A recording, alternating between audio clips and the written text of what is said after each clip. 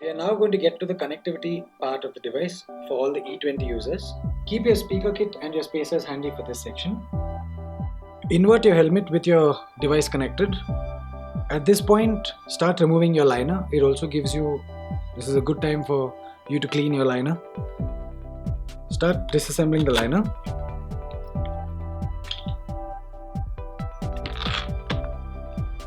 This step requires a little bit of patience.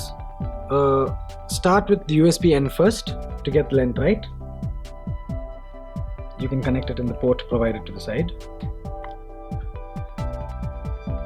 Take a good proper measurement to where the connector is, and then start inserting it into the helmet area underneath the liner. It's now time for you to have your microphone in place. Proceed to remove the sticker release sheet, which exposes the adhesive, and place it on the left side of the vent. That is the most ideal spot for the microphone. After which you proceed to have the speakers inserted. Peel off the sticker release sheet of the left speaker. The left speaker is the one with the shorter cable. Go ahead and fix that in place. After you fit your left speaker, you continue to run the cable for the right hand side speaker along the helmet wall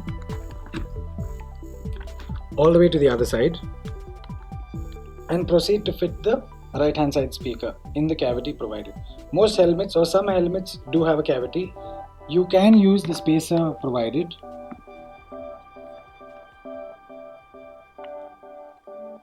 To be fit inside the cavity first, in case you want the speakers closer to your ear, and continue to fit the speakers over the spacer provided.